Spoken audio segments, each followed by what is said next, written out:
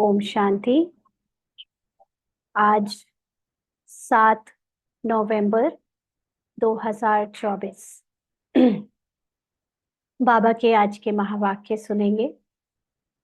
बाबा ने कहा, मीठे बच्चे, हाँ जी बाबा, शिव बाबा आया है तुम्हारे सब भंडारे भरपूर करने। कहा भी जाता है, भंडारा भरपूर, काल कंटक दूर। तो किसके भंडारे खाली हुए हैं? किससे बात कर रहा है इस समय बाबा? रोल से या सोल से? इस समय बाबा आत्मा से बात कर रहा है। आत्मा के भंडारे किससे खाली हुए हैं? पार्ट में, अभी आत्मा के पार्ट में जो चल रहा है, उसका जो मन है उसमें उसको सब कुछ भूल गया है। अपनी सारी स्मृति, सारा ज्ञान, सारा सारे गुण शक्तियां। तो बाबा ज्ञान का जो सागर है, शक्तियों का सागर है, गुणों का सागर है, इस समय वो आकर हमें हमारी स्मृति जगा रहा है। माना जो किरदार में मन है उसको बता रहा है कि आत्मा के अंदर जो भरपूरता थी, जो उसके गुण शक्तियां थी, वो मेरे समान थी।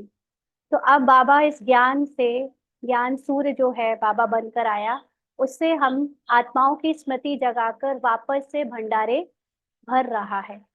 इसीलिए जो ये लाइन कही जाती है, भंडारा भरपूर, काल कंटक दूर। तो जब आत्मा का भंडारा भरपूर हो जाता है, माना आत्मा वैसे तो अपने में पूरी संपूर्ण है, लेकिन जो रोल में आत्मा है, रोल में आत्मा मन से अपनी जो पहचान बना चुकी है, उसको वो इनकम्प्लीट समझती है, अपने आप को इनकम्प्लीट समझती है, असंपूर्ण समझती है। तो बाबा जब हमारी स्मृति जगाता है, हमें ज्ञान देता है और योग बल से हमारी आत्मिक अवस्था को वापस बल भरपूर कर देता है, भंडारा भरपूर कर देता है, तो काल कंटक दूर हो जाते हैं। माना आत्मा जो काल से परे है, आत्मा दोनों तरह के काल से परे है। आत्मा, एक काल का मतलब होता है मृत्यु, दूसरे काल का मतलब होता है टाइम। आत्मा मृत्यु और समय दोनों से परे है। तो जब उसके अंदर सोल कॉन्शियस स्थिति बन जाती है, यानी उसके अंदर सर्वगुण शक्तियों की स्मृति वापस लौट आती है, तो वो इस टाइम और मृत्यु के डर से, दोनों से परे हो जाती है। और फिर जो ये किरदार, ये जो ड्रामा है, जो कि 5,000 समय के बंधन में बंधा हुआ है, इस समय के बंधन से वो बाहर आ जाती है और जन्म मृत्यु के भय से बाहर आ जाती है। इसको कहते हैं भंडारा भरपूर, काल कंटक दो। आज का प्रश्न है, ज्ञानवान बच्चों की बुद्धि में किस एक बात का निश्चय पक्का होगा?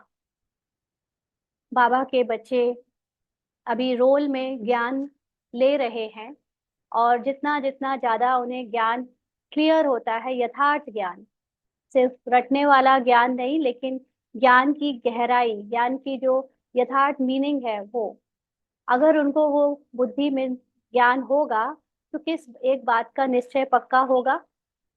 बाबा ने उत्तर दिया, उन्हें दृढ़ निश्चय होगा कि हमारा जो पार्ट है, हमारा जो पार्ट है, वह कभी घिसता मिटता नहीं। मुझ आत्मा में 84 जन्मों का अविनाशी पार्ट नूंधा हुआ है। यही बुद्धि में ज्ञान है तो ज्ञानवान है, नहीं तो सारा ज्ञान बुद्धि से उड़ जाता है।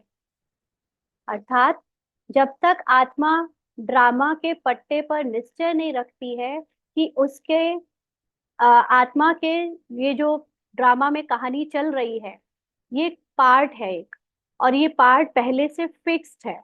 इस पार्ट का एक एक सेकंड, इसमें जो इसके द्वारा बोला जाएगा, एक्शन किया जाएगा, स्मृति में जो कुछ इसके आएगा, यानी कि जो भी कुछ, चाहे वो पुरुषार्थ ही क्यों ना हो, चाहे वो इस इच्छाएं क्यों ना हो, चाहे इसके अंदर वो संकल्प और संस्कार ही क्यों ना हो, हर एक चीज किरदार में फर्स्ट पहले से ही ऑलरेडी फिक्स्ड है, नूंद है, कभी घिसती और मिटती नहीं, कभी चेंज नहीं हो सकती, कभी कम ज्यादा नहीं हो सकती।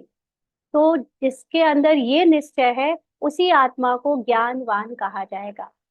और अगर ये निश्चय नहीं होता तो बीच बीच में जब माया हमको किरदार के अलग अलग सीन दिखाती है, तो जो बाबा की बातें हैं, बाबा ने जो हमें शिक्षाएं दी हैं, वो भी स्मृति से उड़ जाती है। इसलिए पहले नंबर में हमेशा याद रहे कि मैं आत्मा हूँ, किरदार से अलग, और किरदार का पार्ट पहले से फिक्स है। इसलिए किरदार के पार्ट को देखकर जो आत्मा अलग है, वो जब अप्रभावित रहती है, प्रभावित नहीं होती, तो वो आत्मा ज्ञानवान कहलाती है। माना ड्रामा में उसका पार्ट इतना ज्ञानवान होता है कि वो अचल अडोल बनी रहती है, क्योंकि ज्ञानी का अर्थ ही है अचल अडोल स्थिति। किरदार में अचल अडोल नहीं हो सकते हमेशा। किरदार में अभी बाबा ने आगे भी बताया कि बीच बीच में शूद्रपना आ जाता है, लेकिन जो किरदार से बाहर आत्मा बैठी है साक्षी होकर, वो आत्मा अगर अपनी स्मृति में रहती है कि मैं सदा अचल अडोल हूँ, तो वही ज्ञानवान है।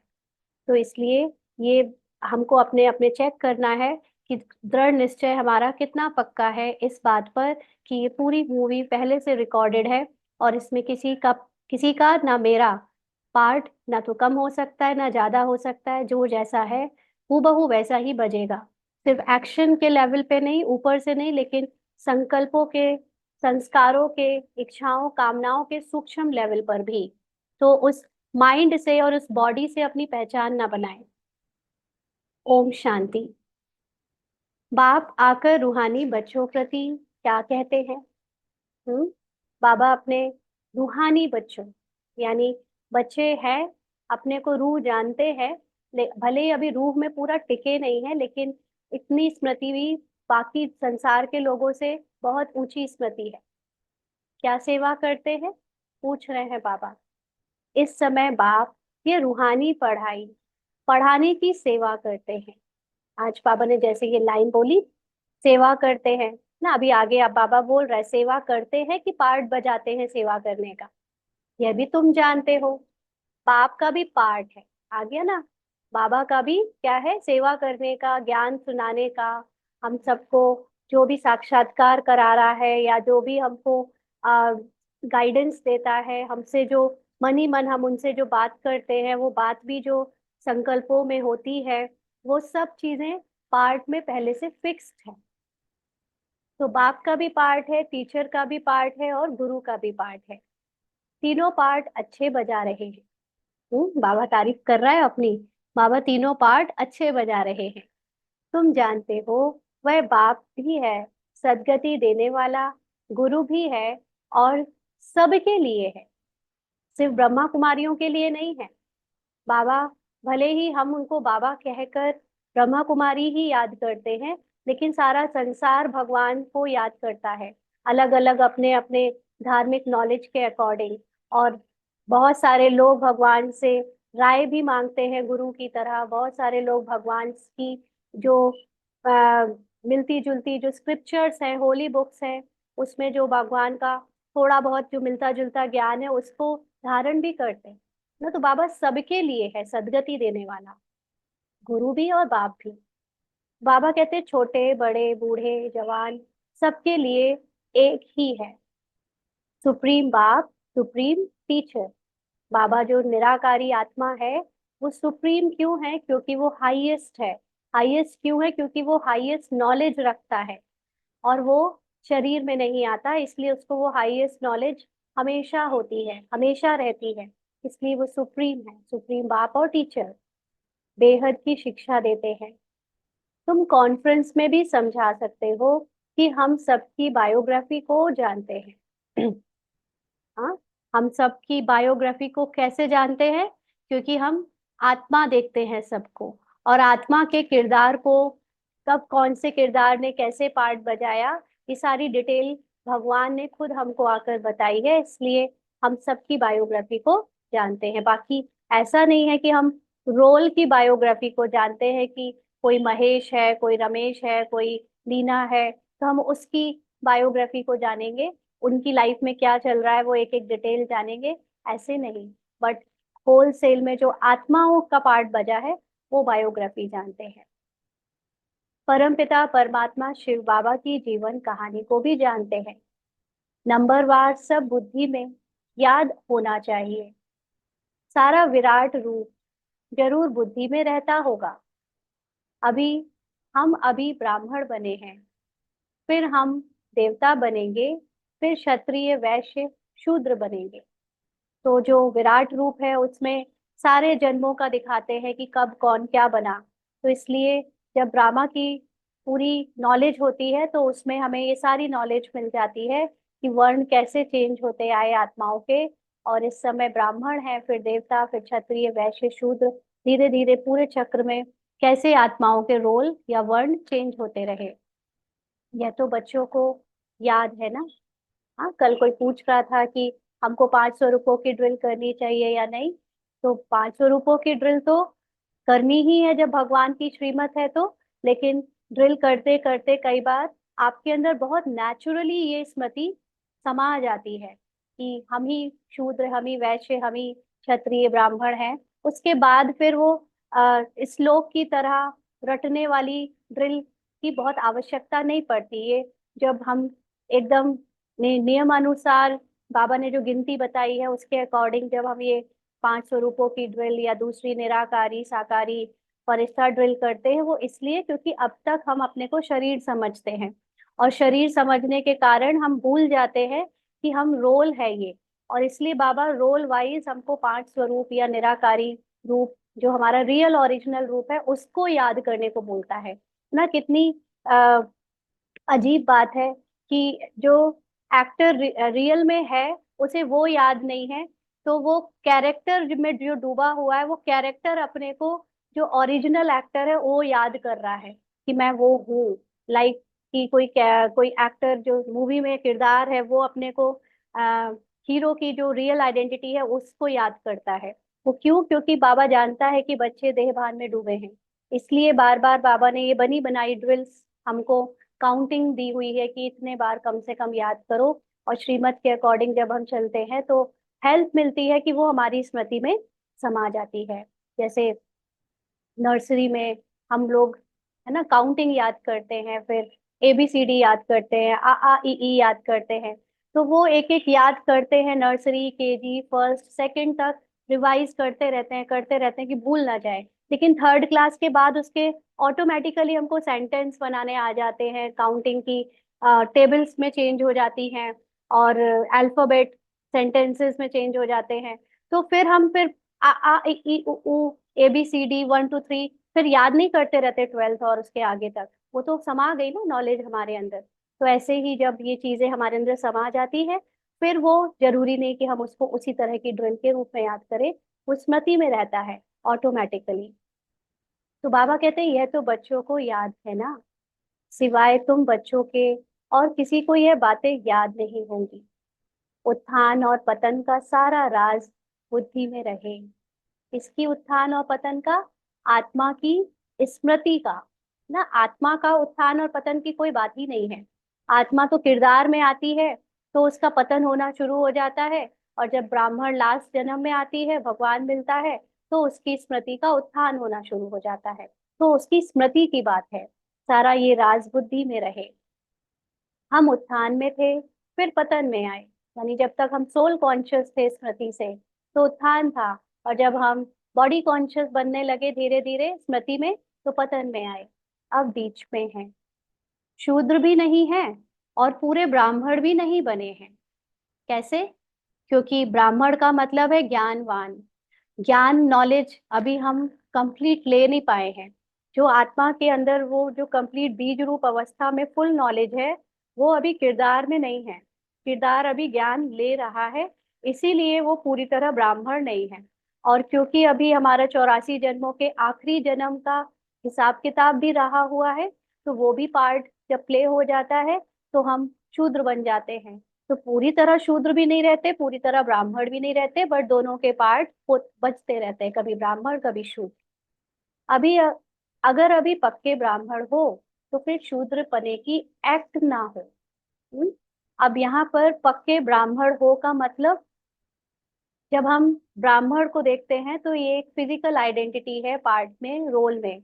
लेकिन इस रोल को ये ज्ञान है कि वो आत्मा जो पार्ट बजा रही है, वो इस शूद्रपना मतलब पिछले 63 जन्म में इसके जो हिसाब किताब बने शरीर के किरदार में डूब कर, वो हिसाब किताब इसके नहीं है, क्योंकि किरदार में जो पहली से बनी बनाई नूंद है वो चल रही है, तो वो आत्मा एकदम अलग है। और फिर आत्मा का जो ओरिजिनल स्टेटस है, जो उसकी ओरिजिनल सत्य स्थिति है, उस ब्राह्मण को वो ओरिजिनल सत्य स्थिति सदा याद रहेगी, तो वो किरदार के शूद्रपने से प्रभावित नहीं होगा। उसको कहते हैं पक्का ब्राह्मण।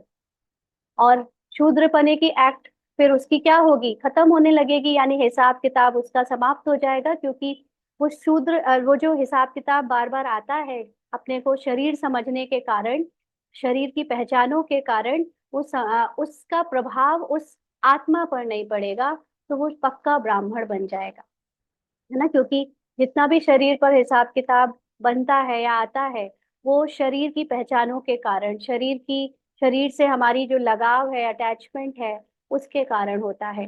तो हम पूरी तरह जब तक सोल कॉन्शियस नहीं बन जाते, तब तक वो चलता रहता है। तो बाबा कहते ब्राह्मणों में भी फिर शूद्रपना आ जाता है। यह भी तुम जानते हो, कब से पाप शुरू किए हैं। हम्म, सबको पता है ना कब से पाप शुरू किए हैं।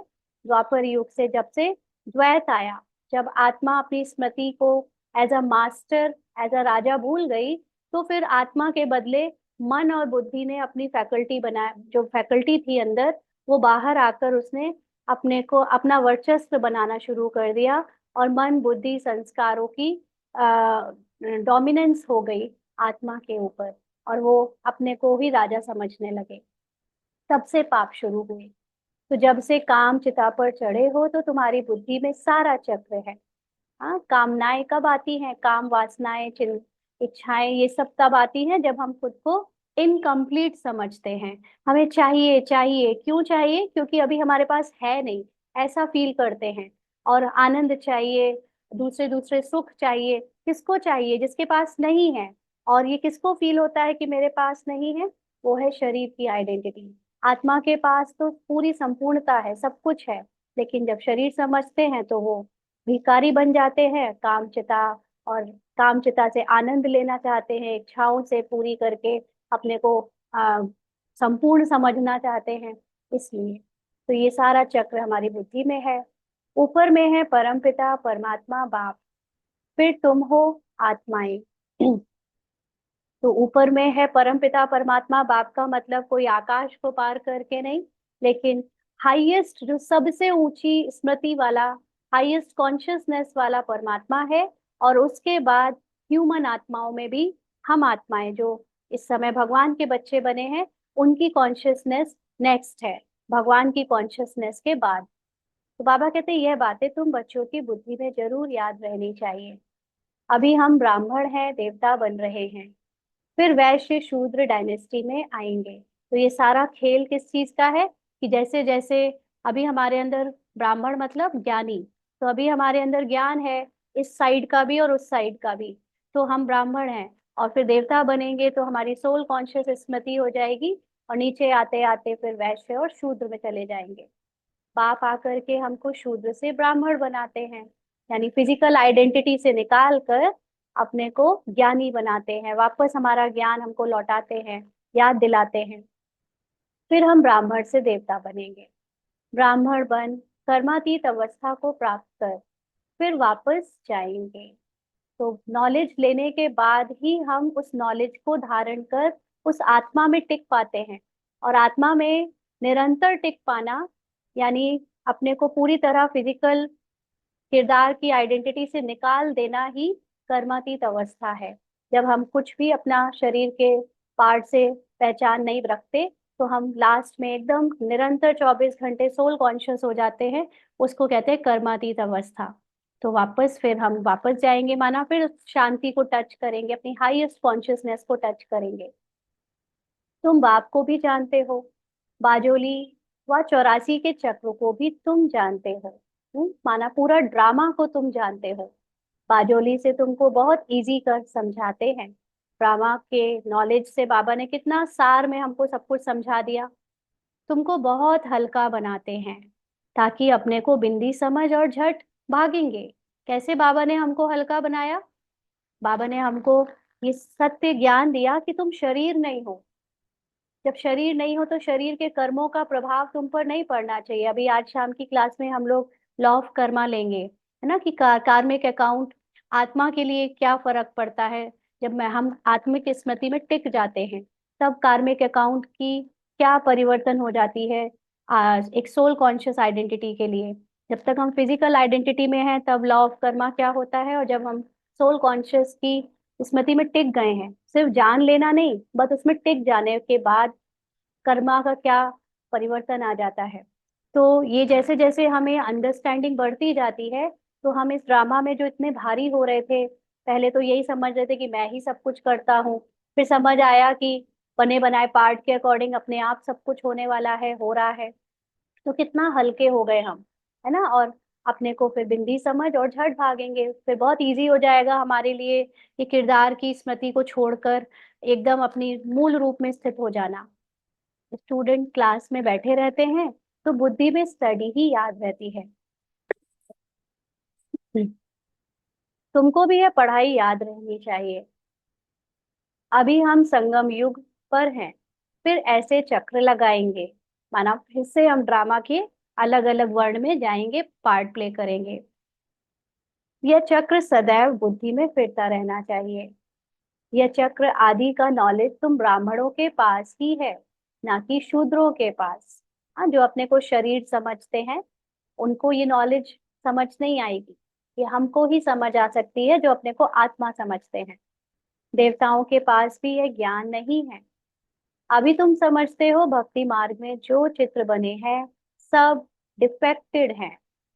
भक्ति मार्ग में जितने देवी देवताओं के चित्र बनाए हैं वो किस रूप से बनाए हैं? उनको फिजिकल रूप दे दिया है। और जबकि सारा खेल है उस नॉन विजिबल आत्मा का, है ना। तो वो आत्मा की ही सारी शक्तियां हैं जो दिखती नहीं है, लेकिन वो उनको उन्होंने एक देवी के 8 हाथ बनाकर दिखा दिया। जो वो परमात्मा है जो निराकार है उसको उन्होंने शिवलिंग के रूप में दिखा दिया। तो हर चीज को फिजिकल फॉर्म देने से वो डिफेक्टेड बन गए। तुम्हारे पास एक्यूरेट तुम्हारे पास है एक्यूरेट, क्योंकि तुम एक्यूरेट बनते हो। हम आत्मा एकदम एक्यूरेट पोजीशन में कब होते हैं? जब हम भी खुद को निराकार समझते हैं, और उसको कहेंगे एक्यूरेट स्थिति। तो एक्यूरेट स्थिति बनती बनते ही हमारे पास जो भी चित्र है, चित्र का मतलब ये नहीं कि जो यहाँ फिजिकल फॉर्म में हम चित्र देख रहे हैं तो वो चित्र एक्यूरेट है, लेकिन हमारी स्मृति जितनी एक्यूरेट निराकार स्मृति होती जाती है, हमारे हमको उतने ही एक्यूरेट पता चलता जाता है ज्ञान की क्या एक्चुअली में जो दिख रहा है वो सत्य है, या जो हमें ज्ञान से महसूस हुआ, अनुभव हुआ, वो सत्य है। हम्म। तो अभी तुमको ज्ञान मिला है, तब समझते हो कि भक्ति किसको कहा जाता है, ज्ञान किसको कहा जाता है। समझ गए हैं सभी? भक्ति किसको कहा जाता है? अपने को शरीर समझकर जो कुछ भी हम करते हैं, भगवान को याद करना या अपने को पावरफुल बनाने के लिए जो कुछ भी हम करते हैं वो है भक्ति। और ज्ञान कहा जाता है कि मैं हूं ही पावरफुल। अपने सत्य को जान लेने के बाद जो ज्ञान में दिखता है वो है असली ज्ञान। तो अभी हम समझ गए होंगे कि भक्त बाबा ने उस दिन भक्ति को अनादि क्यों कहा था। अभी 2 दिन पहले बाबा ने भक्ति को अनादि कहा था ना, भक्ति अनादि है। तो इसका चिंतन उस वक्त तो एक्सप्लेन हो किया था, लेकिन बाबा से पूछ रही थी बार बार, बाबा भक्ति कैसे अनादि है? भक्ति को तो आपने 2500 वर्ष बताया, तो फिर ये अनादि कैसे? तो भक्ति का मतलब है कि जब आत्मा के अंदर जो एक अपने को शरीर समझकर चलाने की 63 जन्म की रिकॉर्डेड स्मृति है, उसको ही, अज्ञानता को ही भक्ति कहते हैं, जिसमें वो अपने को इनकम्प्लीट समझती है। तो देखा जाए तो अभी भी हम ब्राह्मण जीवन में भी अपने को इनकम्प्लीट समझकर ही तो पुरुषार्थ कर रहे हैं कि हम अभी इनकम्प्लीट हैं। फिर हम बाबा को याद करते हैं तो हम कंप्लीट बन रहे हैं। इसलिए अभी भी वो भक्ति का गुण हमारे अंदर भी है, हाँ, हमारे पार्ट में भी है। इसलिए ये भक्ति अनादि चलती रहती है। और ज्ञान में स्थित हो जाने के बाद फिर वो ज्ञान लेने की जरूरत ही नहीं पड़ती। ज्ञान आत्मा के अंदर वो ज्ञान अपने आप रिफ्लेक्ट होने लगता है। जब जब हम आत्मा बन के सुनेंगे, हमें पता होगा कि क्या सच है क्या गलत है। लेकिन हम स्टूडेंट बन के सुनेंगे तो हमें डाउट रहेगा, हमें पूछना पड़ेगा, हमें जानना पड़ेगा। तो ये अंतर आ जाता है। तो ज्ञान देने वाला बाप, ज्ञान का सागर अभी मिला है। स्कूल में पढ़ते हैं, एम ऑब्जेक्ट का मालूम तो पड़ता है ना। भक्ति मार्ग में तो एम ऑब्जेक्ट होती नहीं। हम्म? यह थोड़ी तुमको मालूम था कि हम ऊंच देवी देवता थे, फिर नीचे गिरे हैं। अब जब ब्राह्मण बने हो तब पता पड़ा है। हाँ, अब ज्ञान मिला है देवी देवताओं के बारे में कि वो कौन थे और कैसे उनका पतन हुआ, कहाँ गए वो सब। ब्रह्मा कुमारियां जरूर आगे भी बने थे, यानी पहले भी जो ब्रह्मा कुमार कुमारियां बने थे वही देवी देवता बने थे। प्रजापिता ब्रह्मा का नाम तो पाला है। प्रजापिता तो मनुष्य है ना, उनके इतने ढेर बच्चे हैं, जरूर अडॉप्टेड होने चाहिए। कितने अडॉप्टेड हैं? आत्मा के रूप में तो सब भाई भाई हो। अभी तुम्हारी बुद्धि कितनी दूर जाती है। आत्मा के बारे में ज्ञान लेना दूरदर्शिता कहलाती है। फिजिकल फॉर्म में तो हम दूरदर्शिता समझते हैं कि फ्यूचर की लंबी लंबी प्लानिंग करना, आगे के बारे में सोचना। फिजिकल ह्यूमन वो समझते हैं दूरदर्शिता। लेकिन एक्चुअली में दूरदर्शिता का आध्यात्मिक मीनिंग है कि जब हम फिजिकल मटेरियलिस्टिक अनुभव से अपने सूक्ष्म अनुभव में चले जाते हैं, उसके बारे में जब हमें ज्ञान हमारा बढ़ता जाता है तो उसको कहते हैं दूर जाना, दूरदर्शिता। तो अभी तुम्हारी बुद्धि कितनी दूर जाती है, तुम जानते हो। जैसे ऊपर में स्टार्स खड़े हैं, जैसे आकाश में छोटे छोटे स्टार्स दिखते हैं, दूर से कितने छोटे दिखाई पड़ते हैं। तुम भी बहुत छोटी सी आत्मा हो। आत्मा कभी छोटी बड़ी नहीं होती है ना, इतनी छोटी आत्मा हो। फिर लेकिन क्योंकि हमें जैसे कल की क्लास में समझा था कि कोई चाहिए हमें दे कंसंट्रेट होने के लिए, इसलिए उसको स्टार के रूप में एक्सपीरियंस करके हम याद करते हैं। बाकी वो कोई छोटी बड़ी होती नहीं। हाँ, तुम्हारा मर्तबा बहुत ऊंचा है। तुम्हारा मतलब आत्मा का, आत्मा की जो कॉन्शियसनेस, आत्मा की जो शुद्ध अवस्था है, वो बहुत ऊंची अवस्था है। उनको भी सूर्य देवता, चंद्रमा देवता कहते हैं। सूर्य बाप, चंद्रमा माँ नहीं कहेंगे। सॉरी, सूर्य बाप चंद्रमा माँ कहेंगे। बाकी आत्माएं सब है नक्षत्र। तो ये बाबा ने उपमा दी है, कंपैरिजन किया है कि शिव बाबा को सूर्य बाप की तरह, ब्रह्मा माँ को चंद्रमा, और बाकी सभी तारे नक्षत्र हो गए, हम सितारे यानी आत्माएं। क्योंकि चाहे वो चांद हो, चाहे वो कोई भी हो, सबको रोशनी किससे मिलती है? सूर्य से मिलती है। तो आत्माएं सब एक जैसी होती हैं। लेकिन ये भी बहुत इंटरेस्टिंग बात है कि जिनको बाबा सितारे कह रहा है, वो सितारे तब तक सितारे रहते हैं जब तक अपने को इनकम्प्लीट समझते हैं। और देखा जाए तो सब जानते हैं सितारे भी सूर्य होते हैं, सितारे भी सन होते हैं। जो इतने छोटे दिख रहे हैं, डिस्टेंस के कारण, दूरी के कारण, साइंस पढ़ी है ना सबने, तो सितारे क्या है? बहुत डिस्टेंस के सूर्य हैं। जो सूर्य बहुत पास नहीं है, सबसे नियरेस्ट सन कौन सा है? ये वाला सन। और दूर दूर के जितने भी सितारे हैं वो भी सन हैं, लेकिन वो दूर हैं इसलिए सितारे दिखते हैं। तो ये बहुत गहरी रहस्य की बात है कि जैसे बाबा सूर्य है, बाबा पूरा ज्ञान का सागर है, वैसे ही क्योंकि मैं आत्मा अभी अपने को मन और बुद्धि से आइडेंटिफाई करती हूँ, शरीर से आइडेंटिफाई करती हूँ, अपने सत्य से बहुत दूर हूँ, इसीलिए अपने को सितारा समझती रहती हूँ। और देखा जाए तो जिस दिन मुझे अपने सत्य का आभास हो जाएगा, मैं मेरी स्थिति बाप समान सूर्य की हो जाएगी। तो इसलिए ये बहुत गहरी बात है कि सितारा भी खुद सूर्य है, हम खुद भी बाप समान है। ये अनुभव के बाद कह सकते हैं, नहीं तो ह्यूमन लोगों ने, मनुष्य के बुद्धि और हद के मन ने खुद को भगवान कह दिया। ये गलत है ना। कभी भी इंसानी फितरत, इंसानी शरीर भगवान के जैसा हो ही नहीं सकता। हाँ, आत्मा जब अपने पुरुषार्थ से अपनी उस अवस्था में, हाईएस्ट अवस्था में पहुंच जाए तो वो बाप समान हो सकती है, बाप नहीं हो सकती। तो बाबा कहते तो आत्माएं सब एक जैसी छोटी हैं, यहाँ आकर पाठधारी बनती हैं। देवताएं तो तुम ही बनते हो। है ना, ये अंडर बार बार याद रखना है। पार्टधारी, रोल, सोल, रोल, ड्रामा, ये बहुत इंपॉर्टेंट है अपनी अवस्था बनाने के लिए। हम बहुत पावरफुल बन रहे हैं। कैसे बन रहे हैं? नॉलेज से। जो नॉलेज हम भूल चुके थे, वो नॉलेज हमें वापस याद आ रही है, और हम यानी सोल कॉन्शियस होकर पावरफुल बनते जा रहे हैं। बाप को याद करने से हम सतो प्रधान देवता बन जाएंगे। देवता का मतलब किरदार में हमारा पार्ट, अभी जो शूद्रों का पार्ट बज रहा है, वो चेंज होकर देवताई सतो प्रधान पार्ट हो जाएगा। नंबरवार थोड़ा थोड़ा फर्क तो रहता है। बाकी तो फिर राजधानी के अकॉर्डिंग सबको पार्ट में जो अलग अलग मिलेगा पार्ट, उसमें थोड़ा तो ऊपर नीचे हो गई, क्योंकि सब एक ही पार्ट में तो नहीं बैठेंगे, अलग अलग पार्ट प्ले करना है। बाकी इससे कोई फर्क नहीं पड़ता कि वहां पर कि कोई किस पार्ट में जा रहा है, क्योंकि सबकी आत्मा सतो प्रधान होगी। तो कोई आत्मा पवित्र बन सतो प्रधान देवता बन जाती है, और कोई आत्मा पूरा पवित्र नहीं बनती। यहाँ पवित्र बनने का मतलब है ड्रामा के पूरा शरीर की कॉन्शियसनेस से लगाव मुक्त हो जाना, मन बुद्धि से अपनी पहचान पूरी तरह मिटा देना। तो बहुत थोड़ी सी आत्माएं इस शरीर, मन, बुद्धि और किरदार से पूरी तरह से डिटैच हो जाती हैं, तो वो सतो प्रधान बन जाती हैं। और जो पूरी तरह से डिटैच नहीं हो पाती हैं, तो वो पूरा पवित्र नहीं बनती है। ज्ञान को जरा भी नहीं जानती है।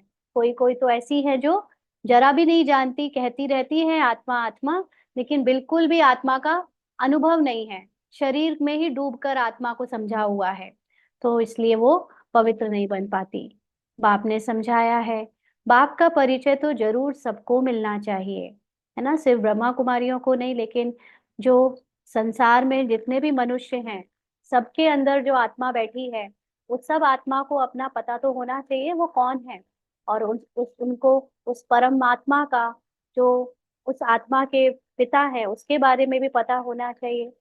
पिछाड़ी में बाप को तो जानेंगे ना। यानी इसीलिए भगवान के बच्चे ब्रह्मा कुमारियों को चारों तरफ बाबा ने फैला दिया है, पूरे वर्ल्ड में, कि सब कोई रह ना जाए ये जानने से कि वो आत्मा है और परमात्मा कौन है। उसके बाद वो अपनी अपनी बुद्धि है उनकी पार्ट है, जितना उठाएंगे ज्ञान को, उतना उनका अगले कल्प में जन्म होगा उस हिसाब से।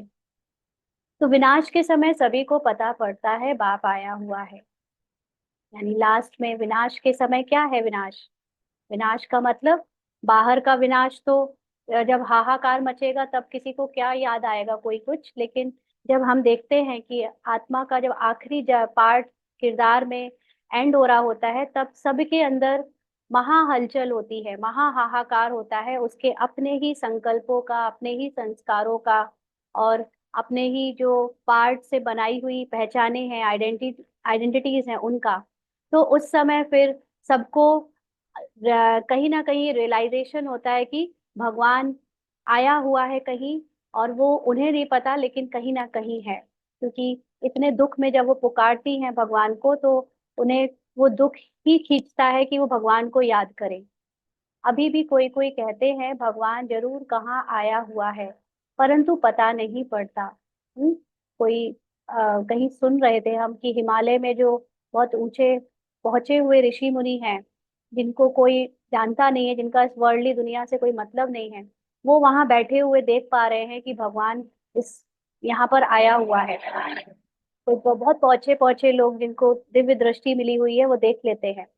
तो बाकी बाबा कहते समझते कोई भी रूप में आ जाएगा, मनुष्य मत तो बहुत है ना, तुम्हारी है एक ही ईश्वरीय मत। उन्होंने तो अनेक अवतार के नाम दे दिए कि उस अवतार में आएगा। तुम ईश्वरीय मत से क्या बनते हो? एक है मनुष्य मत, और दूसरी है ईश्वरीय मत, और तीसरी है देवता मत। देवताओं को भी मत किसने दी? देवताओं के मत का मतलब देवताओं को बुद्धि किसने दी? उनकी बुद्धि जो रहती है बिल्कुल सतो प्रधान मन और बुद्धि होती है, आत्मा के अंदर मर्ज बुद्धि ही सतो प्रधान होती है उस समय। तो वो किसने दी? बाप ने। बाप की श्रीमत है ही श्रेष्ठ बनाने वाली। श्री श्री बाप को ही कहेंगे, ना कि मनुष्य को। श्री श्री श्री ही आकर श्री बनाते हैं। माना श्रेष्ठों से श्रेष्ठ जो है, वही आकर श्रेष्ठ, जिनको देवता कहते हैं, वो बनाते हैं। देवताओं को श्रेष्ठ बनाने वाला बाप ही है, उनको श्री श्री कहेंगे। बाप कहते हैं मैं तुमको ऐसा लायक बनाता हूँ। उन लोगों ने फिर अपने पर श्री श्री का टाइटल रख दिया है। हाँ, क्योंकि मनुष्यों के अंदर लालच बहुत है ना, कितना हम अपने को ऊंचा दिखा दें, तो उस हिसाब से उन्होंने अपने को ही ये टाइटल ले लिया।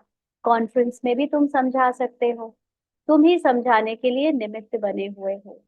श्री श्री तो है ही एक शिव बाबा, जो ऐसा श्री देवता बनाते हैं। वो लोग शास्त्रों आदि की पढ़ाई पढ़कर टाइटल ले आते हैं। तुमको तो श्री श्री बाप ही श्री अर्थात श्रेष्ठ बना रहे हैं। यह है ही तमो प्रधान भ्रष्टाचारी दुनिया, भ्रष्टाचार से जन्म लेते हैं। कहा बाप का टाइटल, कहा यह पतित मनुष्य अपने अपने पर रखाते हैं। सच्ची सच्ची श्रेष्ठ महान आत्माएं तो देवी देवता है ना। किरदार में अगर कोई अपने को सबसे ऊंचा कह सकता है, तो वो है देवताओं का किरदार, देवताओं का रोल। बाकी कलयुग में कोई भी ऐसा रोल नहीं है जो अपने को श्री श्री श्रेष्ठ महान कहला सके, क्योंकि महान और श्रेष्ठ वही होते हैं जो सोल कॉन्शियस होते हैं। और सत्युग के फर्स्ट देवी देवताओं की, फर्स्ट जनरेशन के देवी देवताओं से ज्यादा श्रेष्ठ कोई देवी देवता या कोई दूसरे मनुष्य हो नहीं सकते।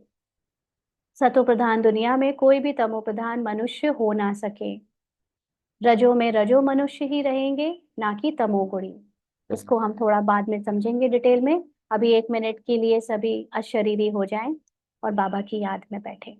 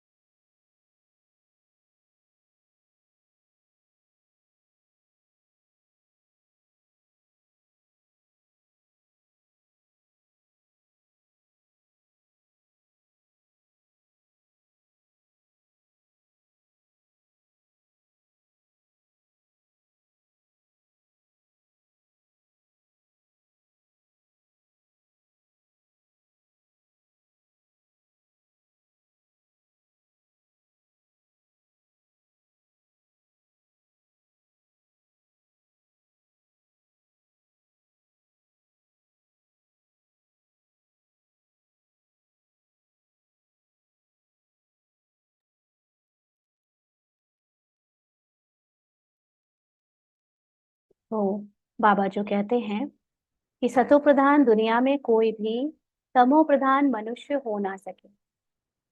रजो में रजो मनुष्य ही रहेंगे, ना कि तमोगुणी। तो हम सब को ये नॉलेज अभी क्लियर होनी चाहिए कि हर युग में जो आत्मा की कॉन्शियसनेस है, उसके अकॉर्डिंग रोल के वर्ण डिसाइडेड है। तो जब यहाँ पर कलयुग के एंड में हम बाबा के कुछ बच्चे सतो प्रधान बनने का पुरुषार्थ कर रहे हैं, तो उसमें 2 तरह के बच्चे निकलेंगे, सतो प्रधान और सतो। यानी जो पूरी तरह अपने को सोल कॉन्शियस नहीं बना पाएंगे, वो सतो में चले जाएंगे, क्षत्रिय में। और जो सोल कॉन्शियस बन जाएंगे, उसमें भी उनका जितना डिसाइडेड है, जितना जितना बनने का उतना, तो वो सतो में, सतो प्रधान में, सतयुग में चले जाएंगे। लेकिन जो बाकी के मनुष्य हैं, जो रमा कुमारी नहीं बने हैं, वो सब भी आत्मा का किसी ना किसी रूप में ज्ञान जो लेंगे, सिर्फ ज्ञान लेंगे, उसकी अवस्था में टिकेंगे नहीं। वो रजो बुद्धि होती है, क्योंकि रजो बुद्धि में हम सब जानते हैं सारे वेद और शास्त्र द्वापर युग में बने हैं। और उस समय उनको, चाहे वो कोई भी धर्म हो, चाहे वो इस्लाम धर्म आया, चाहे वो क्रिश्चियन धर्म आया, चाहे वो हमारे ही ऋषि मुनियों ने रामायण और महाभारत कहने में जो आता है कि भक्ति मार्ग में लिखी, वो भी द्वापर में लिखी। तो उस समय उनको भी या ज्यादातर लोगों को उस समय आत्मा का नॉलेज जरूर होता है, भले ही उस अपने को आत्मा समझकर चल नहीं पाते उतना क्लियरली, बहुत धीरे धीरे वो उतरती जाती है अवस्था।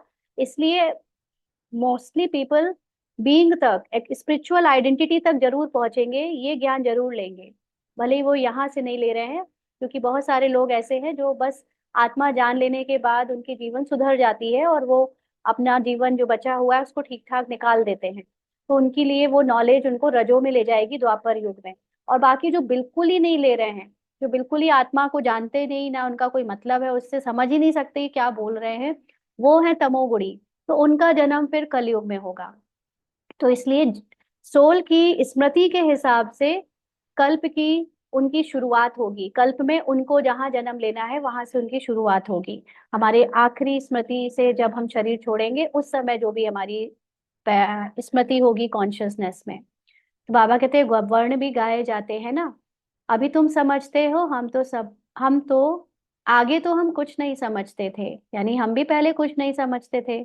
अब बाप कितना समझदार बनाते हैं, तुम कितना धनवान बनते हो। हाँ, कौन से धनवान?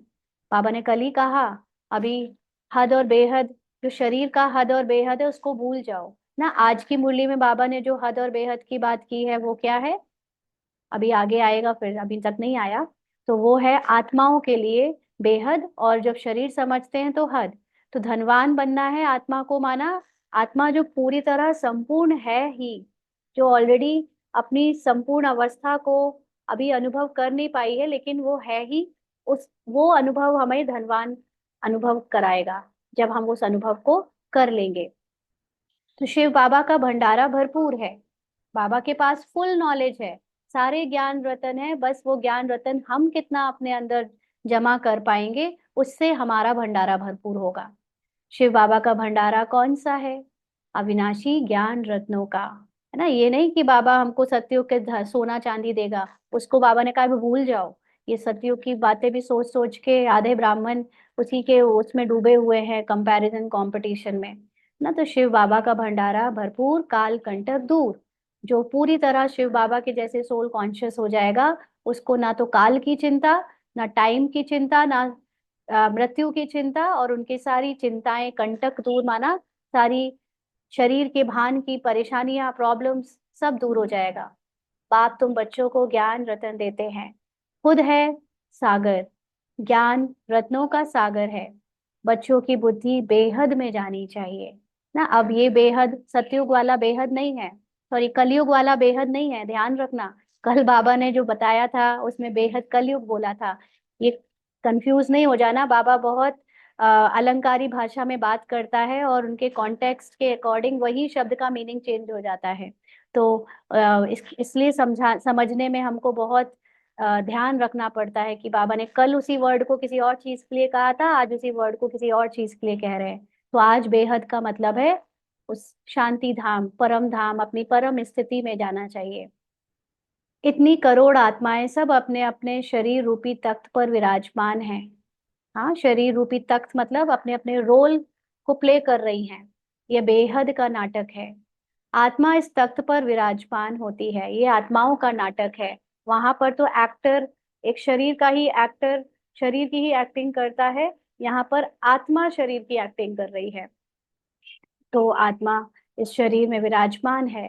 तख्त एक ना मिले दूसरे से, एक का किरदार दूसरे के किरदार से, एक के शरीर दूसरे के शरीर से नहीं मिल सकते। सबके फीचर्स अलग अलग हैं। इनको कहा जाता है कुदरत। हर एक को कैसा अविनाशी पार्ट है। इतनी छोटी सी आत्मा में 84 का रिकॉर्ड भरा हुआ है। तो जो जितनी भी रोल चल रहे हैं वो सारे रोल किसके अंदर है? आत्मा के अंदर है। और रोल की जितने भी सीनरियां दिख रही हैं, जो कुछ भी दिख रहा है, वो भी किसके अंदर हुआ? आत्मा के अंदर हुआ। इसलिए कहीं जाने की जरूरत नहीं है, सब कुछ आत्मा के अंदर है। इसलिए अंतर्मुखी मतलब आत्मा के अंदर जाओ, आत्मा को बाहर मत निकालो, आत्मा के ही अंदर जाओ और आत्मा के अंदर वो सब कुछ देखो जो अभी तक प्ले हो रहा है as a film, as a movie. अति सूक्ष्म है, इससे सूक्ष्म वंडर कोई हो नहीं सकता। इतनी छोटी छोटी आत्मा में सारा पार्ट भरा हुआ है, जो यहाँ ही पार्ट बजाती है।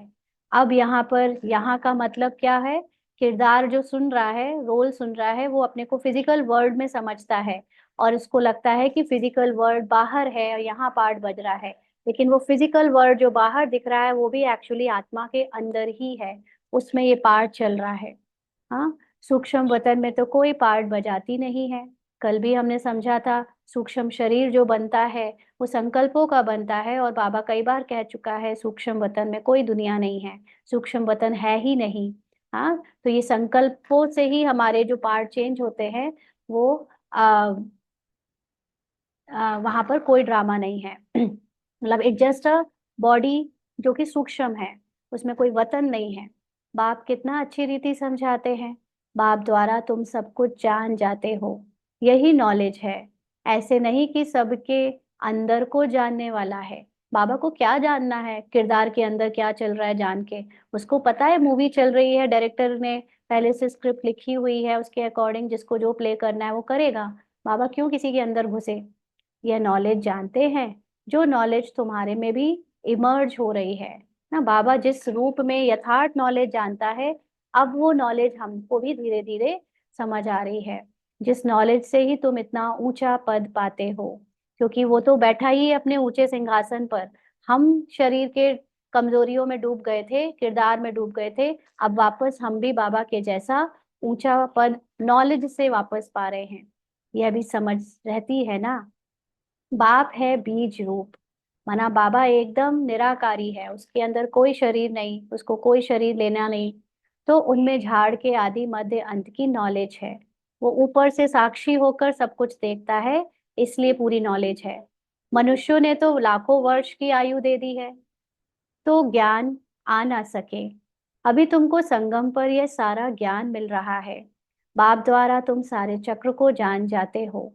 इनके पहले तुम कुछ नहीं जानते थे, अभी तुम संगम पर हो। संगम का मतलब हमारे अंदर पुरानी नॉलेज भी है, पुरानी स्मृति भी है, और नई स्मृति है, नई नॉलेज है।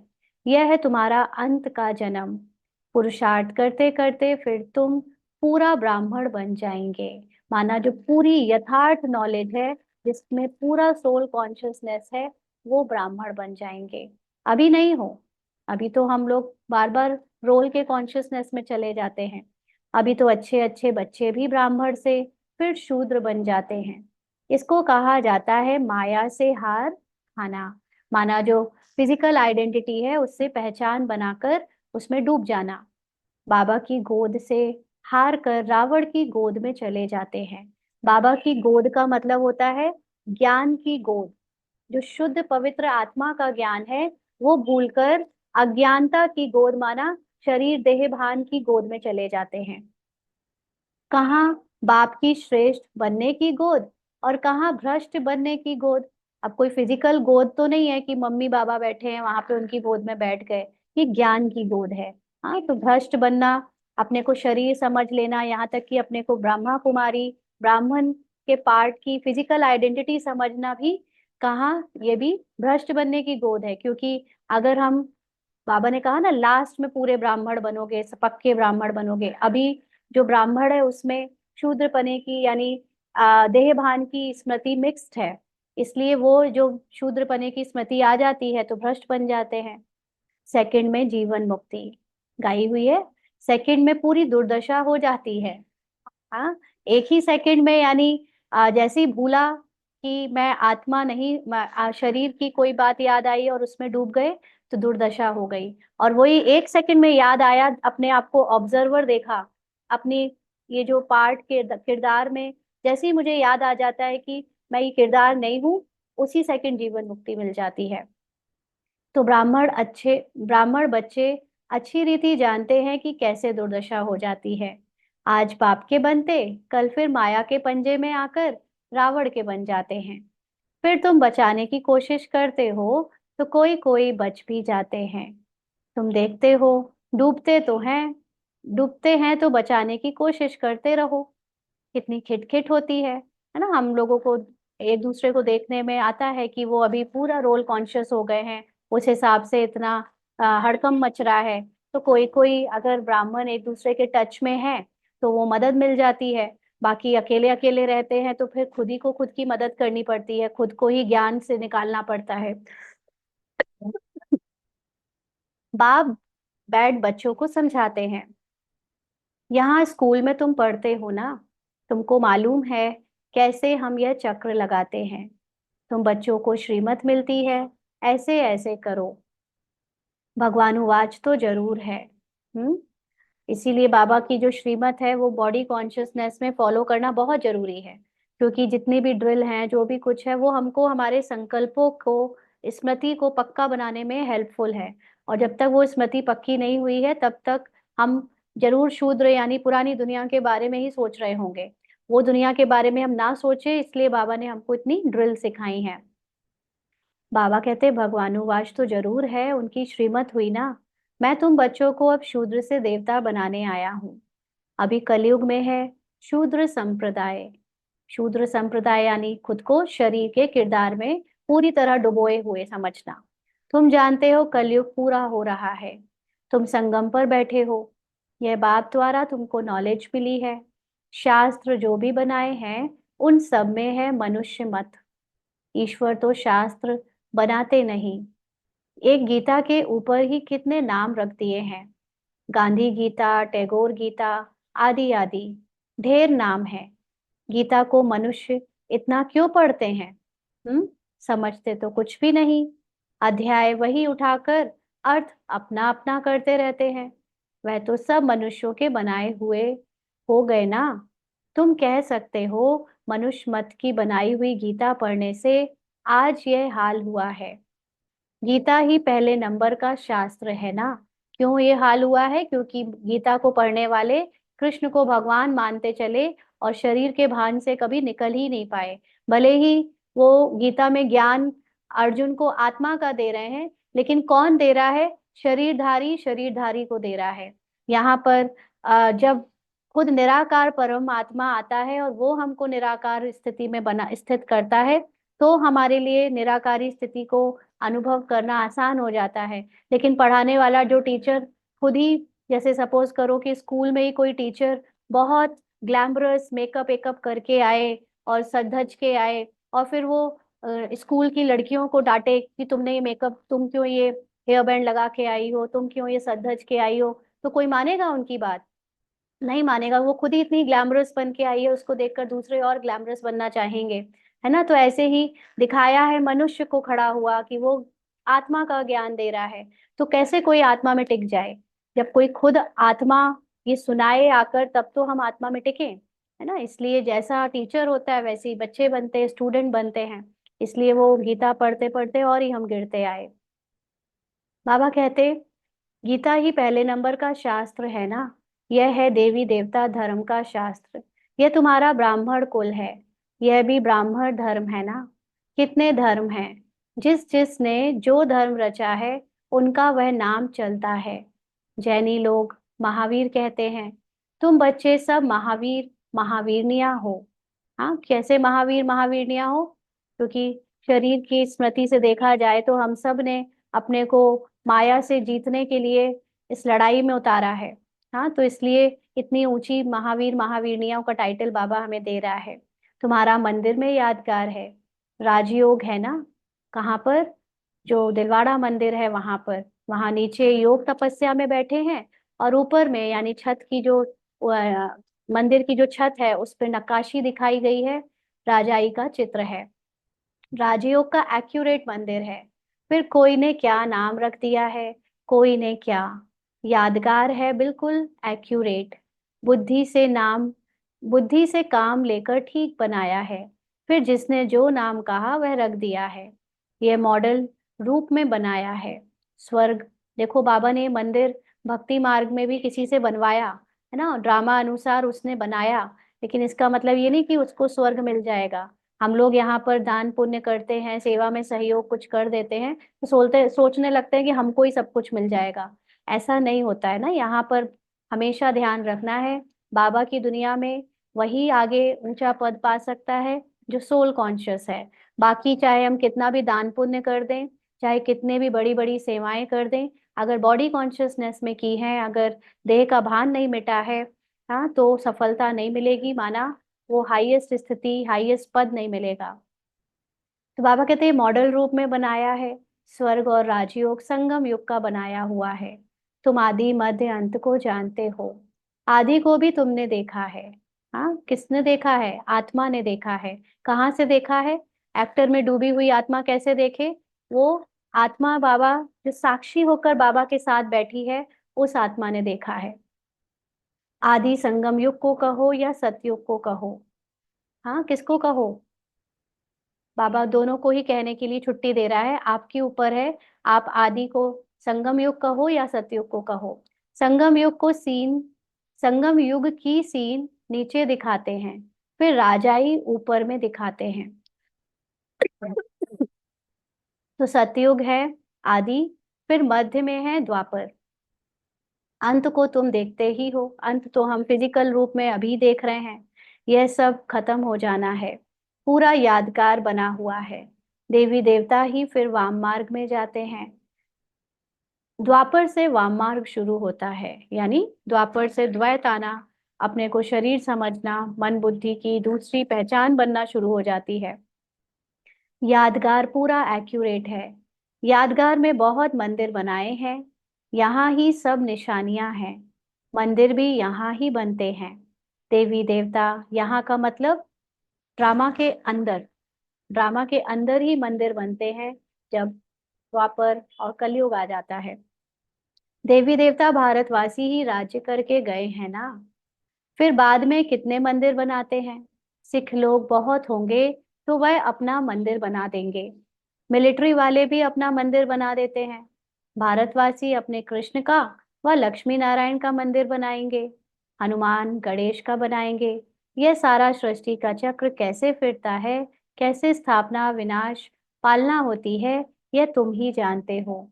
इसको कहा जाता है अंधियारी रात। इसको, जब हम ये कलयुग के अंत में ज्ञान को पाते हैं, तो उस समय एकदम लास्ट का टाइम चल रहा होता है, घोर कलयुग, उसको अंधियारी रात कहते हैं। ब्रह्मा का दिन और रात ही गाई जाती है, माना ब्रह्मा कुमार और ब्रह्मा कुमारी और ब्रह्मा बाबा ही जानते हैं क्या दिन है और क्या रात, क्या सतयुग है और क्या कलयुग है। कोई ब्रह्मा ही चक्र में आते हैं, सॉरी, क्योंकि ब्रह्मा ही चक्र में आते हैं। अभी तुम ब्राह्मण हो, फिर देवता बनेंगे। मुख्य तो ब्रह्मा हुआ ना। ब्रह्मा को रखें या विष्णु को रखें? ब्रह्मा है रात का, यानी कलयुग का, और विष्णु है दिन का, सतयुग का। वही रात से फिर दिन में आते हैं, दिन से फिर 84 जन्मों के बाद रात में आते हैं। कितना सहज समझानी है। यह भी पूरा याद नहीं कर सकते, पूरी रीति नहीं पढ़ते हैं, तो नंबरवार पुरुषार्थ अनुसार पद पाते हैं। इसीलिए ये जो सारी 5 स्वरूपों की ड्रिल है ना, वो जरूर करना है। कई लोग क्या करते हैं कि दूसरों को कॉपी करने लगते हैं। जो दूसरे कर रहे हैं उनको ये नहीं पता कि वो उनकी अंदर स्मृति क्या हो चुकी है। अगर वो ऊपर से कुछ नहीं कर रहे हैं तो वो उनको कॉपी, ये तो नहीं करते, ये भी तो नहीं करते। लेकिन आपको नहीं पता कि उनके अंदर आत्मिक स्मृति बहुत अलग हो चुकी है। वो उस युग में उस उन स्वरूपों को अपने अंदर जीते हैं, उस कॉन्शियसनेस से उनको हर समय याद रखते हैं। इसलिए उनको उस तरह से करने की जरूरत नहीं है। बट जिनको ये कॉन्शियसनेस की स्थिति नहीं बनी है, उनको बाबा के अनुसार वो सब चीजें करनी चाहिए जो बाबा ने मुरलियों में बोली हैं। हाँ, तो नंबरवार पुरुषार्थ अनुसार पद पाते हैं। जितना याद करेंगे सतो प्रधान बनेंगे। सतो प्रधान सो भारत तमो प्रधान। बच्चों में कितना ज्ञान है, यह नॉलेज सिमरन करनी है। यह ज्ञान है ही नई दुनिया के लिए, जो बेहद का बाप आकर देते हैं। सब मनुष्य बेहद के बाप को याद करते हैं। अंग्रेज लोग भी कहते हैं, ओ गॉड फादर लिबरेटर गाइड अर्थ, तो तुम बच्चों की बुद्धि में है। बाप आकर के दुख की दुनिया आयरन एज से निकाल गोल्डन एज में ले जाते हैं। गोल्डन एज जरूर पास होकर गया है, तब तो याद करते हैं ना। तुम बच्चों को अंदर में बहुत खुशी रहनी चाहिए, और दैवी कर्म भी या करने चाहिए। दैवी कर्म कैसे होंगे? सोल कॉन्शियस स्थिति से होंगे। हम फिजिकल बॉडी कॉन्शियस बने रहें और सोचें कि ऊपर से कर्म अच्छे करें तो बाबा हमको दैवी कर्म करने का टाइटल दे देगा, ऐसे बिल्कुल हो ही नहीं सकता, क्योंकि दैवी कर्म का मतलब ही है सोल कॉन्शियस स्थिति में किए हुए कर्म। अच्छा, मीठे मीठे सिकी लदे बच्चों प्रति माता पिता बाप दादा का याद प्यार और गुड मॉर्निंग। रूहानी बाप की रूहानी बच्चों को नमस्ते। हम रूहानी बच्चों की रूहानी बाप दादा को याद प्यार गुड मॉर्निंग और नमस्ते बाबा। शुक्रिया, थैंक यू बाबा। धारणा के लिए मुख्य सार। पहला पॉइंट, बाप से जो अविनाशी ज्ञान रत्नों का अखुट खजाना मिल रहा है उसे स्मृति में रख बुद्धि को बेहद में ले जाना है ना, क्योंकि आत्मा अपने मूल रूप में तो कुछ अनुभव नहीं कर सकती, ज्ञान को भी अनुभव नहीं कर सकती, लेकिन ये पार्ट जो मिला है ब्राह्मण का, इसमें ही हमको आत्मा का अनुभव करने का चांस मिला है। इसलिए उस जो आत्मा मैं हूं ही, उस आत्मा को स्मृति में लाने के लिए मुझे बाबा का ज्ञान स्मृति में लाना पड़ेगा। तो वो ये ज्ञान रत्न बहुत इंपॉर्टेंट है, इनको बहुत ध्यान से सुनकर याद रखना, रिवाइज करना और उस स्मृति के अकॉर्डिंग उस स्टेट को अनुभव करना। इस बेहद नाटक में कैसे आत्माएं अपने अपने तख्त पर विराजमान हैं, इस कुदरत को साक्षी होकर देखना है। अंडरलाइन, साक्षी का मतलब ड्रामा के बाहर से देखना है। ड्रामा में डूबी हुई आत्माएं ड्रामा को देखेंगी तो इनका पार्ट हलचल का बचेगा तो हलचल करेंगी, और फिर उस हलचल को सोचेंगी कि मैं तो मेरी स्थिति गिर गई, मैं तो अभी हार गई, मैं तो मेरी तो कंडीशन खराब हो गई। लेकिन ड्रामा के अंदर जो डूबी हुई एक्टर है उसको साक्षी नहीं होना है। साक्षी उससे बाहर जो आत्मा बैठी है वो अपनी किरदार को देखे, अपने किरदार में कहानी में जो भी कुछ हो रहा है उसको देखे, तब उसके ऊपर किरदार का कोई लेपछेप, कोई दाग धब्बा या कोई भी भासना उसको नहीं होगी। ऐसे साक्षी स्थिति में स्थित होना है। सदा बुद्धि में और अपने अपने तख्त पर विराजमान है का मतलब ये शरीर में विराजमान तो है, लेकिन मुख्य तख्त है बाबा के साथ, जो बाबा के दिल में, बाबा के साथ उस हाईएस्ट साक्षी की स्थिति में स्थित होकर ही हमें ये ड्रामा के खेल को देखना है। सदा बुद्धि में याद रहे कि हम संगम युगी ब्राह्मण हैं, हमें बाप की श्रेष्ठ गोद मिली है। दोनों चीजें हैं, एक तो संगम युगी के पार्टधारी ब्राह्मण हैं, पार्ट में ब्राह्मण बने हैं, लेकिन साथ साथ हमें निराकारी परमात्मा की निराकारी गोद भी मिली है। उस स्थिति को भी देखना है। हम रावण की गोद में जा नहीं सकते, माना हम फिर से शरीर की भान और पहचानों में स्मृति में जा नहीं सकते। हमारा कर्तव्य है डूबने वालों को भी बचाना, जो पूरी तरह ड्रामा में डूबे हुए हैं, झूठी पहचानों में डूबे हुए हैं, उनको जगाना। वरदान है, व्यर्थ संकल्प रूपी पिलर्स को आधार बनाने के बजाय सर्व संबंध के अनुभव को बढ़ाने वाले सच्चे स्नेही भव। व्यर्थ संकल्प रूपी पिलर्स को आधार बनाने के बजाय सर्व संबंध के अनुभव को बढ़ाने वाले सच्चे स्नेही भव। बाबा ने समझाया कि माया कमजोर संकल्प को मजबूत बनाने के लिए बहुत रॉयल पिलर्स लगाती है, बार बार यही संकल्प देती है कि ऐसा तो होता ही है, बड़े बड़े भी ऐसा करते हैं, अभी संपूर्ण तो हुए नहीं है, जरूर कोई ना कोई कमजोरी तो रहेगी ही। यह व्यर्थ संकल्प रूपी पिलर कमजोरी को और मजबूत कर देते हैं। अब ऐसे पिलर्स का आधार लेने के बजाय सर्व संबंधों के अनुभव को बढ़ाओ। साकार रूप में साथ का अनुभव करते सच्चे स्नेही बनो। कल किसी ने पूछा था कि अब हम पुरुषार्थ कैसे शुरू करें, जबकि आप ऑलरेडी पुराने थे ना। लेकिन यही माया हमें कमजोर संकल्प देती है कि अब हम पुरुषार्थ कैसे करें, यानी हम हर चीज को या तो पास्ट में ले जाते हैं या फ्यूचर में ले जाते हैं, जबकि आत्मा प्रेजेंट में जीती है। आत्मा के लिए कोई टाइम नहीं होता, आत्मा काल से परे है, आत्मा के लिए जो है वो अभी है।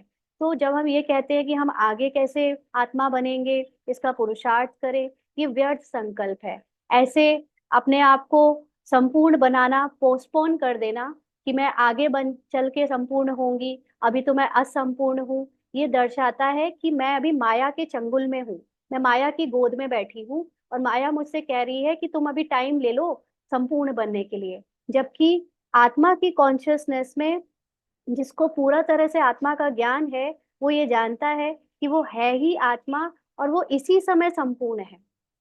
तो उसको पुरुषार्थ को भी फ्यूचर के लिए डिले करने की जरूरत नहीं है, ना पास्ट के पुरुषार्थ के लिए चिंता करने की जरूरत है। प्रेजेंट में मैंने जस्ट अभी के अभी अपने को आत्मा की सीट पर सेट किया, अपने बाबा के साथ श्रेष्ठ सिंहासन पर सेट किया, मेरा पुरुषार्थ ओवर। यही जस्ट नाउ, प्रेजेंट में जीना ही आत्मा के लिए सबसे जरूरी है इस समय। और बाकी सब माया है। हम आगे का पुरुषार्थ और पीछे का पुरुषार्थ की जितनी बातें करते हैं, ये सब माया के व्यर्थ संकल्प है। तो ऐसे अनुभव को बढ़ाते चलो। प्रेजेंट में कुछ भी बात याद आए अगर, वो बाबा से शेयर करो, बाबा के साथ बैठो, बाबा के समान निराकार रूप में स्थित हो जाओ, ऐसे सच्चे स्नेही भाव। स्लोगन है, संतुष्टता सबसे बड़ा गुण है। जो सदा संतुष्ट रहते हैं वह प्रभु प्रिय, लोक प्रिय और स्वयं प्रिय बनते हैं। अब ये लाइन बहुत गहरी है। संतुष्टता सबसे बड़ा गुण है, लेकिन ये सबसे बड़ा बड़ा गुण किस में हो सकता है? सोल कॉन्शियसनेस में। और जब तक हम अपने को फिजिकल किरदार से समझते रहेंगे, पहचान बनाते रहेंगे, तब तक बार बार असंतुष्टता हमें खींचेगी। तो हम आत्मा जब अपने को आत्मवान कर लेते हैं, अपनी सोल कॉन्शियस स्थिति में स्थित कर लेते हैं, तब हम जानते हैं कि आत्मा सदा ही संतुष्ट है। और किरदार में जितनी भी बातें आ रही हैं, कभी उथल पुथल, ऊंच नीच, या कभी असंतुष्टता की भी बात आई, तो वो माया दिखा रही है मुझे, वो मेरा फैक्ट नहीं है, वो रियलिटी नहीं है। माया ने मुझे दिखाया कि तुम असंतुष्ट हो, और जब वो रियल है ही नहीं, तो बाबा को वो असंतुष्टता का सीन, असंतुष्टता की फीलिंग सौंप कर अपनी आत्मा की संतुष्टता में टिक जाने से हमारे पार्ट की, किरदार की भी असंतुष्टता खत्म हो जाती है। जो किरदार में मन है उसकी भी असंतुष्टता खत्म हो जाती है। और फिर ऐसे बच्चे प्रभु प्रिय, लोकप्रिय और स्वयं के प्रिय, यानी आपको खुद ही इतना आनंद होगा जब आप अपने किरदार की असंतुष्टता से अपनी दूरी बना लोगे। वो मैं नहीं हूँ, वो असंतुष्ट किरदार होगा, लेकिन मैं आत्मा सदा संतुष्ट हूँ। ऐसे अपने आप को आप जब करते रहोगे बार बार, तो बहुत गर्व होगा। स्वयं ही स्वयं के प्रिय बन जाओगे, और प्रभु प्रिय और लोक प्रिय तो बन ही जाओगे। अच्छा, ओम शांति। आज के अव्यक्त इशारे हैं। सेवाधारियों को सदा सफलता स्वरूप रहने के लिए बाप समान बनना है। एक ही शब्द याद रहे, फॉलो फादर। जो भी कर्म करते हो चेक करो कि ये बाप का कार्य है। अगर बाप का है तो मेरा भी है, बाप का नहीं तो मेरा भी नहीं। यह चेकिंग की कसौटी सदा साथ रहे, तो जैसे बाप सदा सफलता स्वरूप है, वैसे स्वयं भी सदा सफलता स्वरूप हो जाएंगे। तो पहले तो ये समझना है सफलता स्वरूप होता क्या है। सफलता स्वरूप का मतलब हमने कल भी समझा था कि जब हम सेवाएं करते हैं, तो सेवा हम किसी और के लिए नहीं करते, सेवा हम अपनी आत्म उन्नति के लिए करते हैं। सेवा हम अपनी सोल कॉन्शियस स्थिति को बढ़ाने के लिए करते हैं। और अगर सेवा में हमारी सोल कॉन्शियस स्थिति नहीं बढ़ रही, आत्म अनुभव नहीं बढ़ रहा, और उल्टा ही हम देह भान में जाकर इधर उधर को देखने लगे, कंप्लेन में आ गए, और ही ज्यादा फीलिंग्स में आ गए, और ऊपर नीचे होने लगे, तो इसका मतलब कि वो सेवा में हम हार गए। हाँ, तो सफलता मूर्त बनने का मतलब है कि मैं कोई भी सेवा करूं, जो मेरे 4 सब्जेक्ट्स में से एक है, उसमें मेरी आत्मा की उन्नति होनी चाहिए, उसमें मेरा आत्मा का अनुभव बढ़ना चाहिए। तो जो भी सेवाधारी है, वो उस आत्मा के अनुभव को बढ़ाने के लिए पहले तो बाप समान स्थिति में स्थित हो जाए, निराकारी स्थिति में स्थित होकर फिर फॉलो फादर, माना साकार में ब्रह्मा बाप के समान कर्म करें, क्योंकि ब्रह्मा बाबा के सारे कर्म निराकार शिव बाबा के द्वारा किए गए। एक लीला दिखाई है कि कैसे आप, बेंचमार्क है हमारे लिए कि भगवान सृष्टि पे आकर साकार में कैसे कर्म करके दिखाता है। वो देखना हो तो ब्रह्मा को देखो। तो ऐसे में जब मैं भी निराकार स्थिति में स्थित होकर फिजिकल रोल में आती हूँ, तो मुझे फिर फॉलो फादर यानी ब्रह्मा बाबा को फॉलो करना है। तो उस फॉलो करने से मेरे अंदर खुद ही आत्मा की उन्नति होनी शुरू हो जाएगी। और अगर ऐसा नहीं हो रहा है, मतलब मैं बाप के समान, बाबा इसका ऐसे इस तरह से इस काम को नहीं करेगा, तो मुझे भी नहीं करना है। तो इसलिए ये कसौटी चेक करो कि मैं बाप समान काम स्थिति में स्थित होकर वो सेवा कर रही हूँ, काम कर रही हूँ, तब तो सफलता है, तब तो मेरी भी उन्नति होगी। और अगर वैसे नहीं कर रही हूँ तो फिर मुझे वो काम नहीं करना है ना। तो इसलिए स्वयं को सफलता स्वरूप बनाने के लिए चेकिंग की कसौटी है बाप समान स्थिति, फॉलो फादर, साकार में ब्रह्मा बाबा और निराकार में शिव बाबा। अच्छा, ओम शांति।